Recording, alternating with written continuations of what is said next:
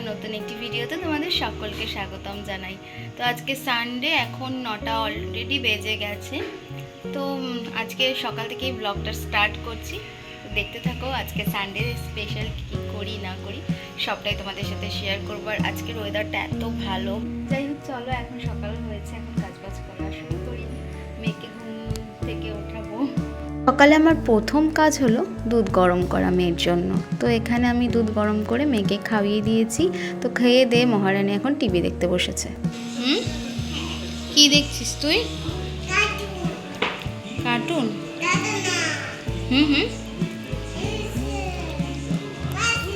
এটা কি বলতো? হ্যাঁ, ডায়না। এটা আবার কি নাম? ডায়না না? তুমি জানো না? আচ্ছা, সবাইকে বলো গুড মর্নিং। হ্যাঁ, কি খাচ্ছ? Strawberry juice. আচ্ছা, খাও। কি করে রেখেছে বিছানাটা, আমি ঠিক করলে ও কি করে রেখেছে। বিয়ে হওয়ার পর সংসার জীবনের প্রধান কাজ হলো রান্না বান্না করা। কারণ সব কিছু ফেলিয়ে রাখলেও রান্না বান্না মানে খাওয়া দাওয়া কিন্তু করতেই হবে, না হলে কিন্তু শরীরে জোর পাবো না। আর শরীরে জোর না পেলে মনও ভালো থাকবে না, আর কোনো কিছু করতেও ইচ্ছা করবে না। তো আমি আগে ফার্স্টেই ভাত বসিয়ে দিয়েছি ইন্ডাকশানে। এখন করছি মেয়ের জন্য মাছের ঝোল, হালকা পাতলা করে তেলাপিয়া মাছের ঝোল। মাছের ঝোল করতে করতে হঠাৎ দেখি ওর বাবা বাজারে গিয়েছিল একটা কাজে। তো আমার বর অলরেডি একটা আইসক্রিম এনেছে, আর আইসক্রিমটা আমার মেয়ে খাচ্ছে। তো যাই হোক, ভালোও লাগলো আমারও। আমি একটু টেস্ট করলাম, বেশ ভালোই খেতে। অরুণ আইসক্রিমের সবটা ফ্লেভারই আমার খুব ভালো লাগে। তো এখন চলো রান্নাঘরে আবার চলে এসেছি। এখন করবো আমি মাটন। স্পেশালি সানডেতে আমার হাজব্যান্ডই রান্না করে। তো আজকে আমার মনে হলো যে না, মাটনটা আমি রান্না করি।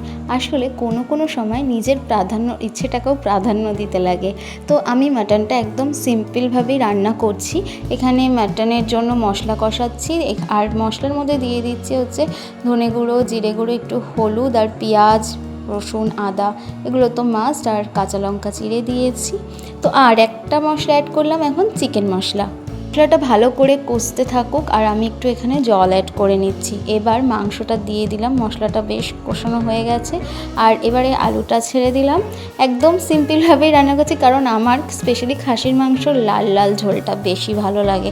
আচ্ছা, তোমাদের কার খাসির মাংস কষা টাইপের ভালো লাগে নাকি লাল লাল ঝোল ভালো লাগে?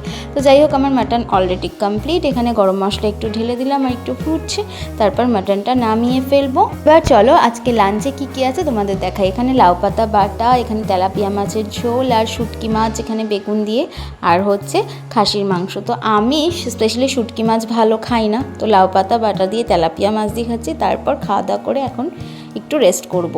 রেস্ট করা হয়ে গেছে, বেশিক্ষণের জন্য না, জাস্ট হার্ডলি 15 থেকে 20 মিনিট।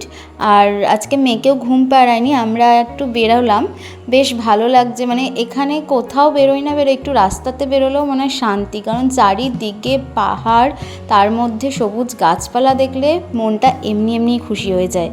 আর আজকে আমরা বেরিয়ে পড়লাম, কিন্তু কোথায় যাব সেটা জানি না। তো আমার হাজব্যান্ড বলল চলো না, যেখানে দুচোখ যায় সেখানেই যাব। তো বলতে না রাস্তার পাশেই দেখলাম একটা মন্দির। তো কি মন্দির আমি ঠিক জানি না। শিব মন্দির বুঝতে পারছো না তুমি?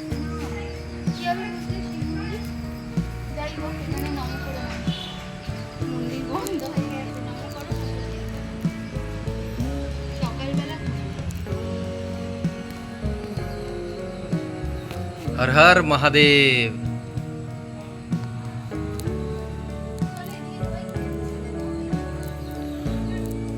কত সুন্দর প্রকৃতিটা।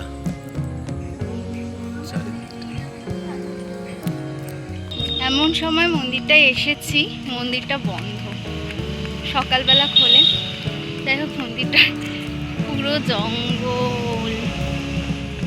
যাই হোক, সকালে আসলে বেশি ভালো লাগতো। বাবা মহাদেবের তো দর্শন পেলাম না, তাই চলে এসেছি আরেকটা জায়গায়। এটা হলো একটা সাই বাবার মন্দির, আর মন্দিরটা এত সুন্দর, তোমাদের কি বলবো, নিজেরাই দেখতে পাচ্ছ কত সুন্দর। আশেপাশে দেখো পুরো পাহাড়। যদিও একটু মানে বিকেল আসলে ভালো হতো, তাহলে বাইরের দৃশ্যটা তোমাদেরকে দেখাতে পারতাম। আর এত সুন্দর মন্দিরটা, ছোটোর মধ্যে খুবই সুন্দর। আর সত্যি কথা বলতে মন্দিরে, যে কোনো মন্দিরে গেলে না একটা আলাদা শান্তি আসে। আর সাই বাবার মন্দিরে আমি কখনোই যাইনি, আর এসে সত্যি এত ভালো লাগছে কি বলবো। বলো, এই যে সাই বাবার এখানে নিত্য পুজো হয়, রোজ দিনই মন্দিরটা খোলা থাকে। মন্দিরের কারুকার্য এত সুন্দর, আমরা পুরো মন্দিরটা প্রদক্ষিণ করলাম। তারপর এখানে এই ঝর্ণাটা দেখে আর স্থির থাকতে পারলাম না, কতক্ষণে ঝর্ণার জলটা একটু ছোবো, বেশ ভালো লাগছে। তো যাই হোক, ভালোই লাগছে সময়টা, বেশ মানে খুব ভালো লাগছে। আর ওয়েদারটা এত সুন্দর, তার জন্য আরও বেশি ভালো লাগছে বাইরেটা। তো আমার মেয়েকে এখানে একজন লজেন্স দিয়ে গেল, তো ওটা খেতেই এখন ব্যস্ত। আর শুধু মেয়েকে না, মেয়ের মাকেও দিয়েছে। এদিকে আমার হাজব্যান্ড আর মেয়ের কাণ্ড দেখো, আমার মেয়ে প্রচণ্ড পরিমাণে লায়নকে ভয় পায়, তাই এখন যেতে চাইছে না। তাই আমার হাজব্যান্ড চোখ বেঁধে রেখেছে, তারপর কোনো ক্রমে দৌড়ালো। আর এখানে ওরা একটু মজা করছে, তো আমিও একটু ক্যাপচার করে নিলাম, বেশ ভালোই লাগছে। তো যাই হোক, চলো ব্লগটা এখানেই শেষ করছি, এবার বাড়ি ফিরবো। তো ব্লগটা কেমন লাগলো অবশ্যই কমেন্ট করে জানিও। ব্লগটা ভালো লাগলে লাইক কমেন্ট শেয়ার করো। আর হ্যাঁ, নতুন যারা দেখছো ব্লগটা অবশ্যই সাবস্ক্রাইব করে আমার পাশে থেকো। আজকের মতো টাটা, বাই, ভালো থেকো সবাই।